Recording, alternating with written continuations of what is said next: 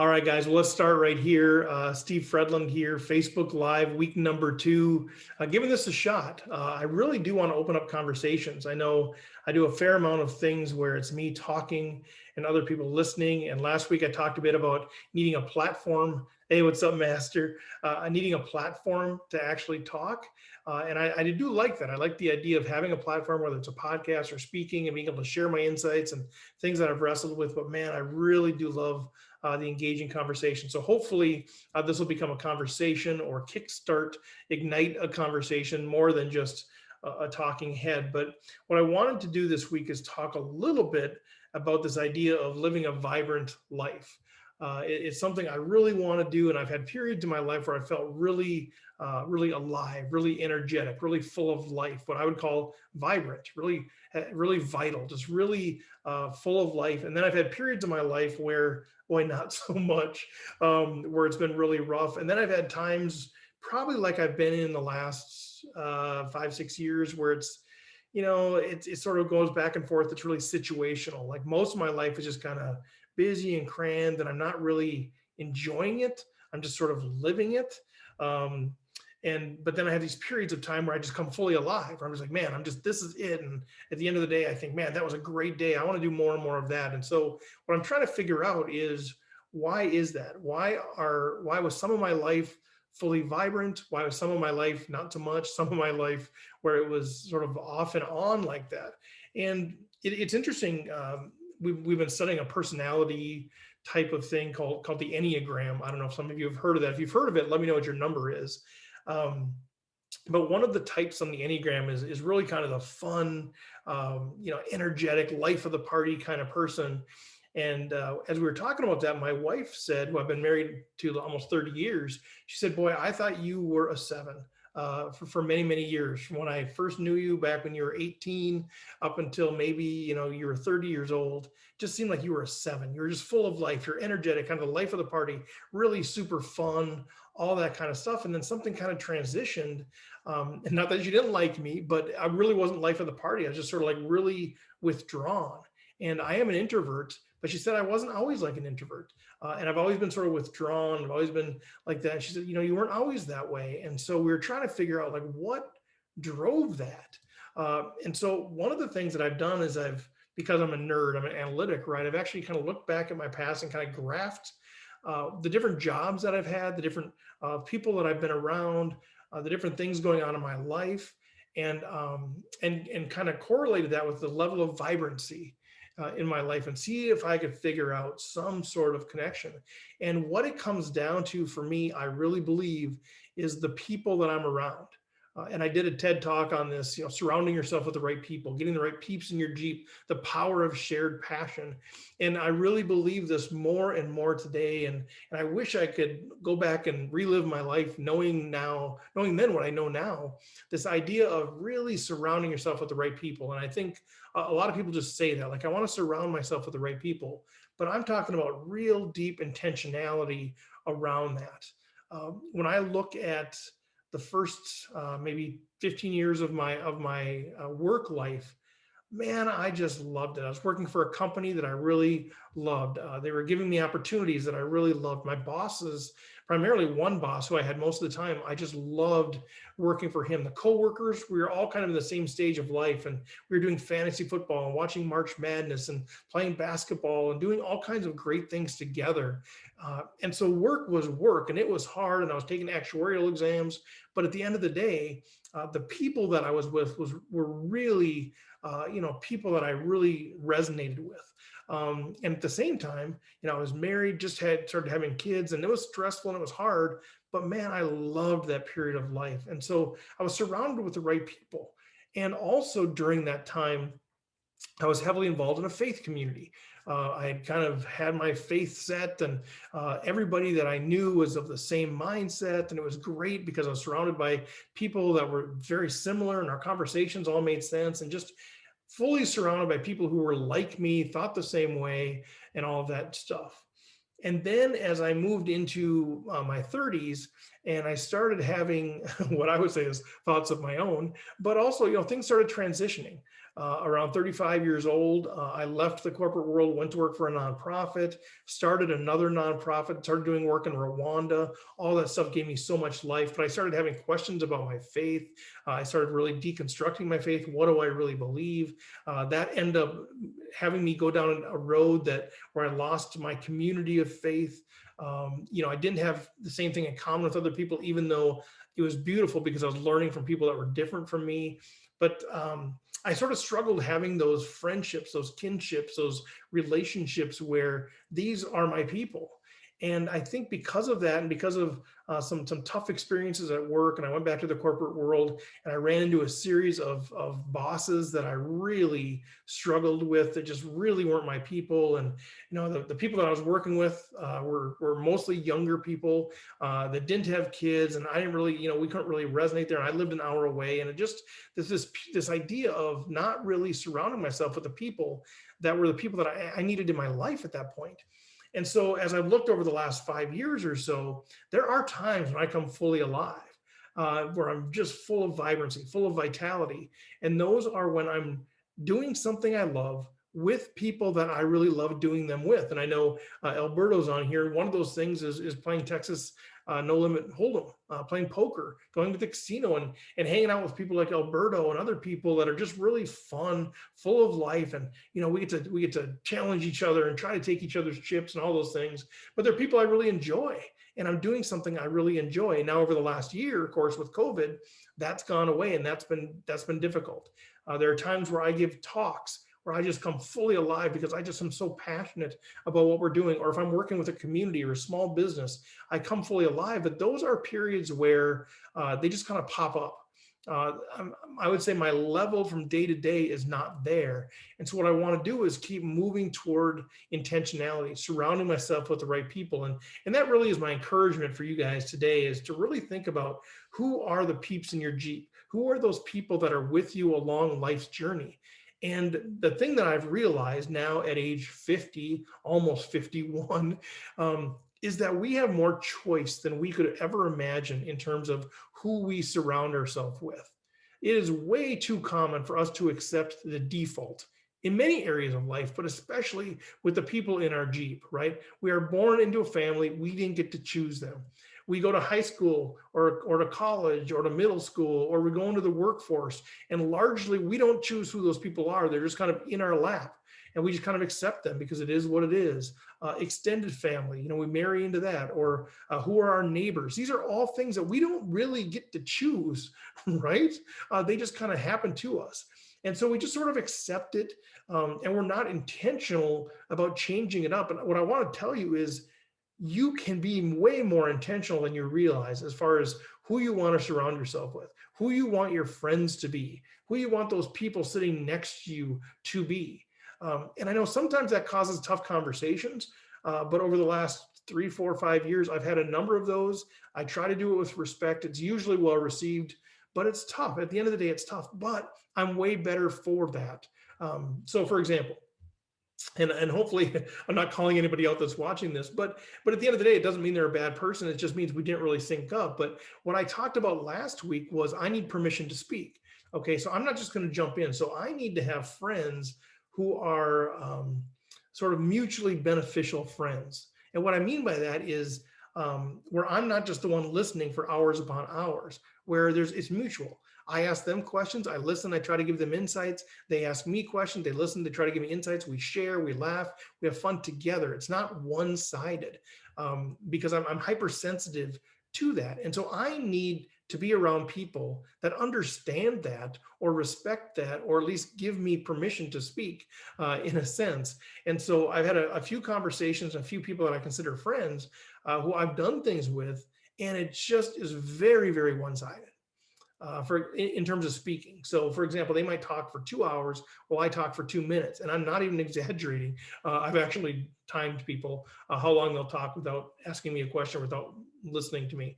But anyway, so I've had to have a couple conversations with people where I've just said, because they want to go out again because they had such a great time, right? So we get together, they talk the entire time, I listen because I am genuinely interested, but then after I sort of feel bad because all I did was listen to them, and they got to talk about their favorite subject themselves. And so then they're like, hey, let's get together again. That was so much fun. And I'm thinking, well, of course it was fun for you. It wasn't fun for me. And so I tell them, I'm no. And they might say, why? And I say, well, here's the deal. I'm really trying to be intentional about being around people who have a mutually beneficial relationship and conversation and communication style with. And at this point, you're very articulate, and you like to talk and you like to share your stories, but I need to be able to share my stories as well. And I'm not really getting that from you. So I've had that conversation. That's really tough. My point is not so much that specific thing, but my point is you can be more intentional. I think for each of us, figure out who are those people in our life that we need to be around more. And if you're not sure who they are or what kind of people they are, think back on your life. Who are those people that have really made you feel good, that have really made you feel respected, that have really made you feel honored, that have made you feel valuable, that you have fun with, or whatever it is that you want, whatever you want out of life. If you want to laugh a lot, who is it that's made you laugh a lot? If you want to have serious, in-depth conversations, who is it that's had those? And maybe those specific people aren't available, but maybe they are. Ask them. But also, what are the characteristics of those people? And who else do you see those characteristics in? And be intentional. And I know this can sound kind of funny. I shared this in my TED Talk, where I actually basically asked my wife's cousin's husband out on a date, because I was at a stage where I wasn't laughing enough. I love to laugh. I love to have fun, but I wasn't doing it. And he was a guy, Chris, maybe I'll tag him on this thing, but he's a guy that always is laughing. And whenever we go to family things, I always enjoy being around him. So I said, hey man, how'd you like to go out for lunch? He said, are you asking me out on a date? And I said, yes, let's go. But I had to be intentional. And I don't know if that'll turn into anything or not, but for that period of time, it was what I needed. I just needed somebody to get together with, have lunch, not have it be so in depth, and just laugh and catch up on life. So just being intentional. So I just wanted to share that with you. So my key to living a more vibrant life, and what I mean by that is a life where you are full of energy, where you're excited, where you come alive, where you put your head on the pillow at night and you say, that was a good day. I wish I could repeat that day. That's a vibrant life. That's what I want for me. That's what I want for all of you. And so one of the steps that I believe is critical to moving in that direction, to living a more vibrant life, is being absolutely intentional about surrounding yourself with the right people. And the right people are not the same people for each of us. Only you can decide, and only you can consider who that is for you. Who are the right people for you? And I don't mean who should the right people be. Who would other people say the right people are? Be honest with yourself. Who are the right people that you need to surround yourself with so that you can live a more vibrant and fulfilling life? And then do it. Rip off the Band-Aid.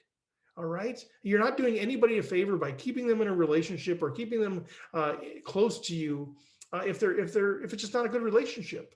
And you don't have to end relationships. With the analogy of the right peeps in your Jeep, there might be somebody sitting right next to you that just, they shouldn't be that close. So just move them off to the side. And what that means is maybe you're giving them too much time. Maybe they're seeing you every other day, and maybe you just need to reduce your exposure to them a little bit and figure out a way to move them away from you a little bit and free up that space either for yourself or for other relationships. So what I'm trying to say is get the right people in your life and be intentional about it, and don't look back. It's so much more fulfilling. I've been so intentional about doing that now lately with jobs, with hobbies, with podcasts, with friends. I just, I'm 50 years old now.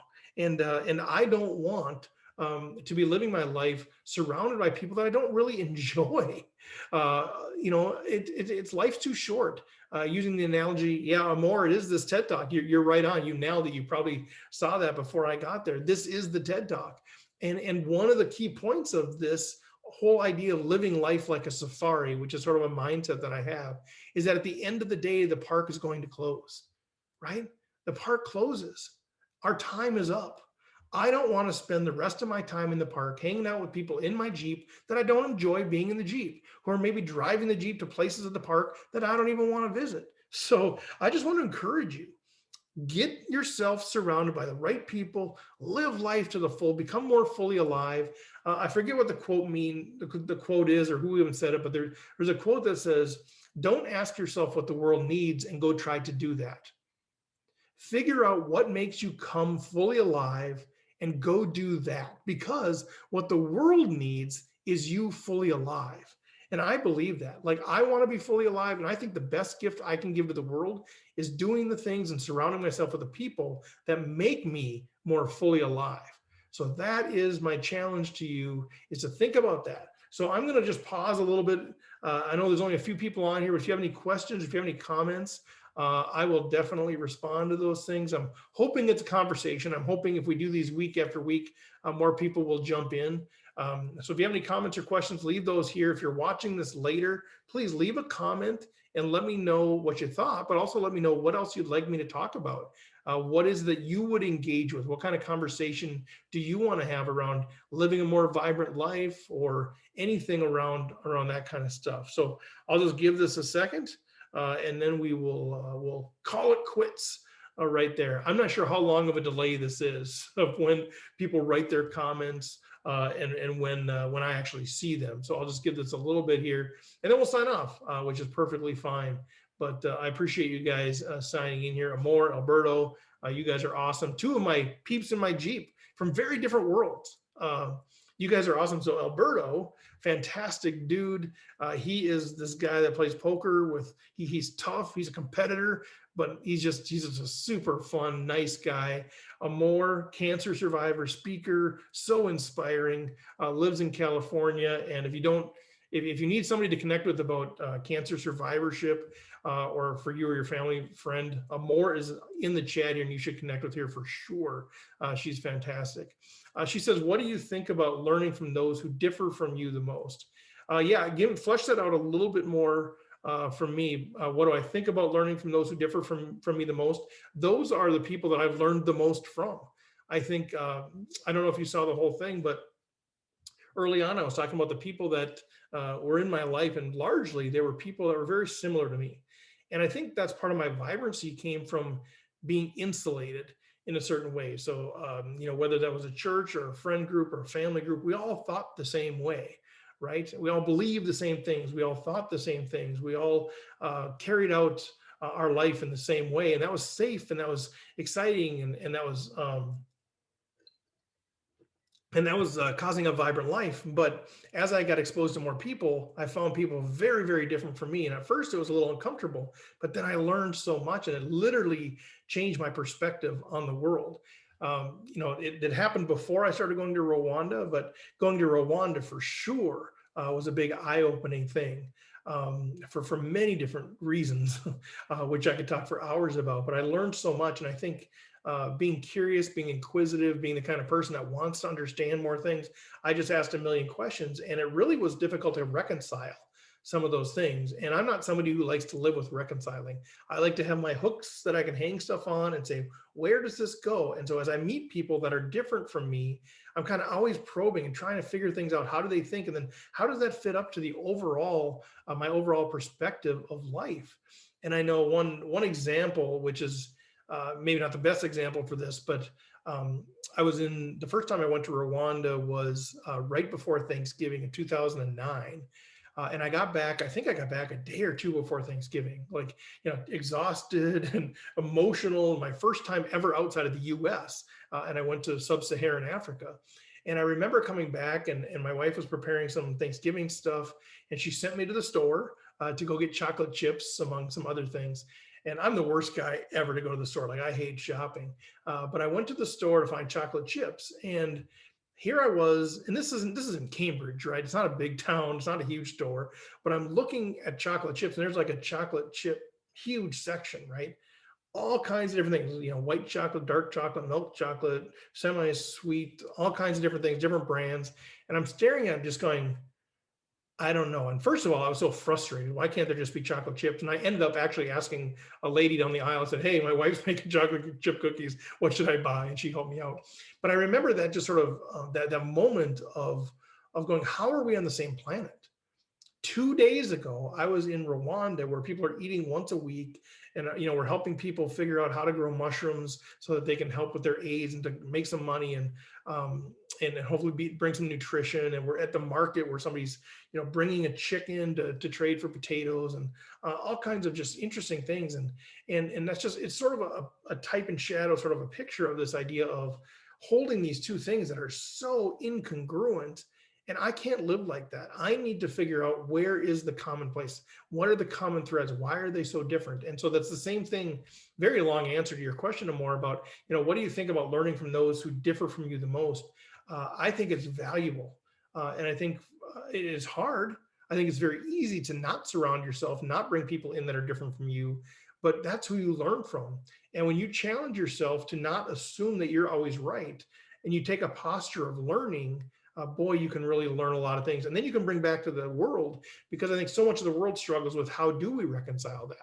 And so now I can speak to how to reconcile US culture with Rwandan culture. And I think politically, Republicans who are willing to hear what a Democrat has to say, and Democrats who are willing to hear what a Republican has to say. And you figure out that all of us, or not all of us, but most of us, are really trying to do what's best for our country, what's best for our neighborhood, what's best for our kids, what's best for our society. We just have different perspectives on how to do it. When you get there, that's where actually learning and unity and community can take place. So I think that is really my heart of all of that stuff. So I will let it go there. Thanks for the question. Very good stuff. I'm not sure if I answered it more.